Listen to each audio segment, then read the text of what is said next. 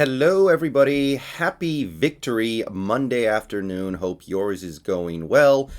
We've got another Seahawks video to get to today, but first we just hit 2,090 subscribers to the YouTube channel. Shout out to all the subscribers, old and new, and of course, special tip of the cap goes to the channel members. As of right now, I believe 32, including new channel member Mikel Centalonza and elite channel members HaWKxXA, Scott, Todd, Brandon, Mikel, Rip, Hasher for MVP, and VGK Tiger 75.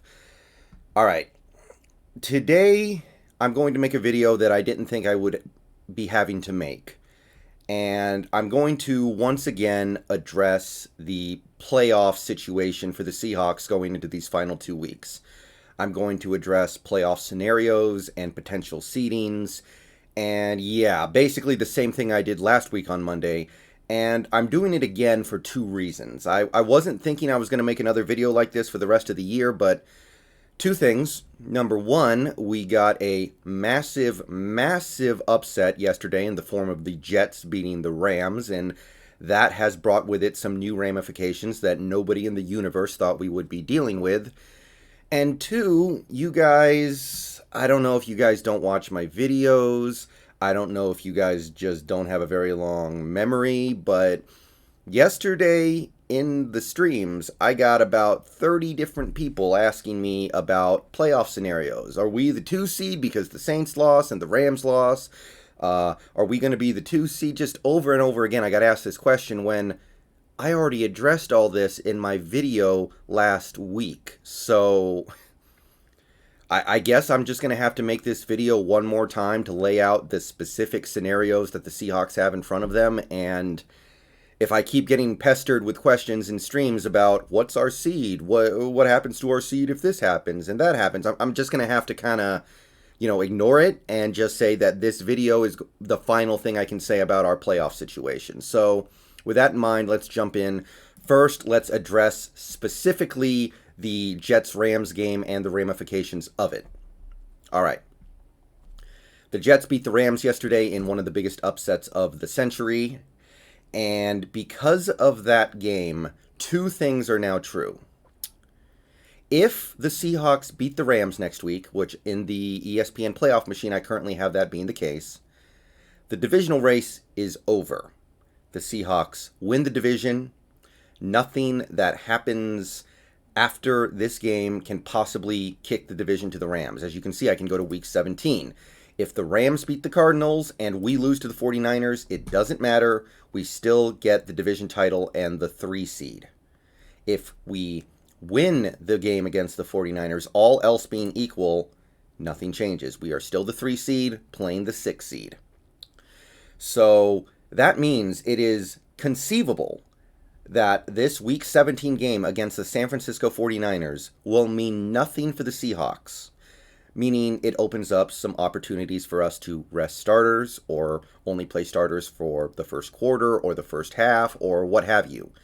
It is conceivable that if we beat the Rams in Week 16, we will have nothing to play for in Week 17. The second thing it does is open up the possibility of winning the division without beating the Rams. So let's say we lose to the Rams next week. Now, if this happens, I'm not really going to feel good about our team going into the playoffs because at that point I would look at our team and say, hey, we haven't really beaten anybody good since Miami in week 5, week 4. So yeah, not feeling good about our chances. However, academically, it becomes possible for the Seahawks to still win the division. Because the Jets beat the Rams, we now have the opportunity to steal the division by winning in Week 17 and having the Cardinals beat the Rams. We would then be the 3 seed, which would put us 1 game ahead of the Rams and Cardinals, regardless of any tiebreaker.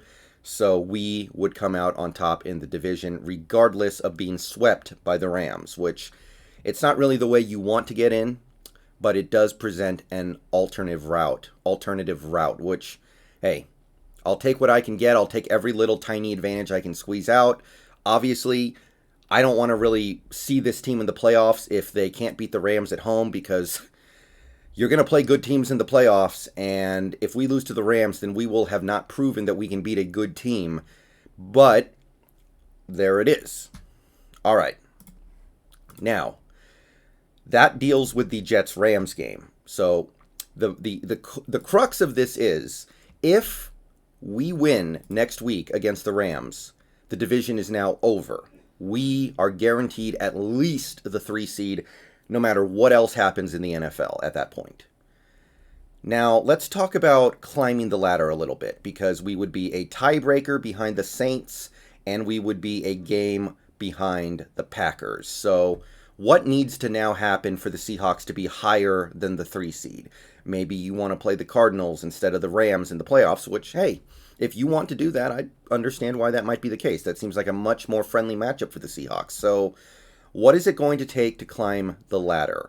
And once again, I'm going to lay this all out for you, and hopefully it'll be the last time I have to comment on these things.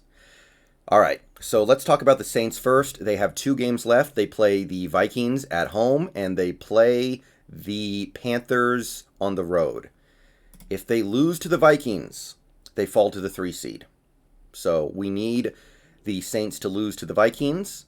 If they lose to the Panthers, they fall to the 3 seed.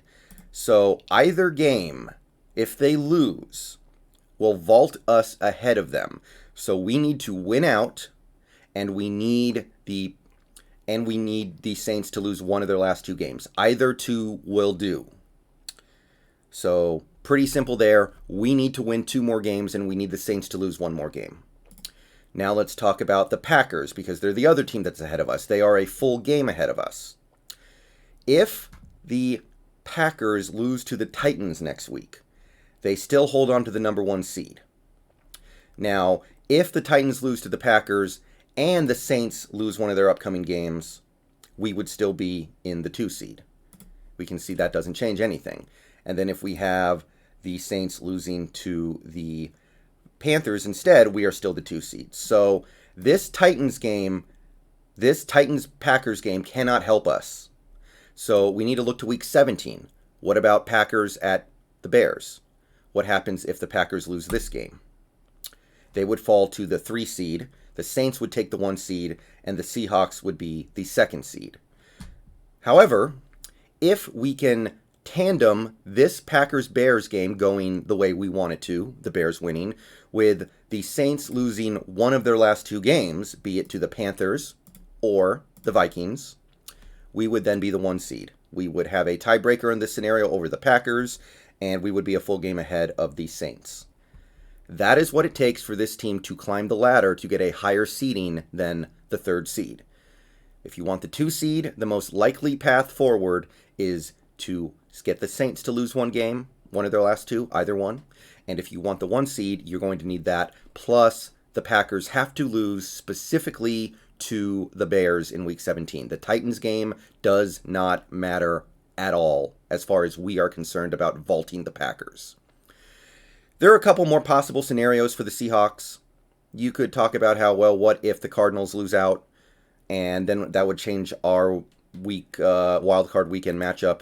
What if a team like the Cowboys ends up taking the division?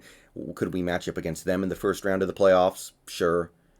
But these are the major routes ahead of us, and these are the things to watch for going into week 16s and 17. So once again, if the Seahawks win their game against the Rams next week, the divisional race is over. We have won. If we lose, we can still win the division with a win and a week 17 Rams loss against Arizona. And finally, if you want to vault to the 2 seed or the 1 seed, you need the Saints to lose one of their last 2 games and the Packers to lose specifically to the Bears. And beyond that, the rest is just kind of trivia stuff. It's just fun to talk about, but the odds of it happening are really small, and at the moment, I'm not going to spend the breath to discuss it. So, very good chance that by the time the Seahawks 49ers game kicks off, if we beat the Rams, we will know if we have anything to play for or not, and there's a pretty decent chance we won't have anything to play for, so keep an eye out for that possibility. Last thing I'm going to say about the playoff scenarios, and see you guys in stream in a little bit. Peace out, go Hawks. Hope this was educational and informative, and that's all I got. Peace out, go Hawks.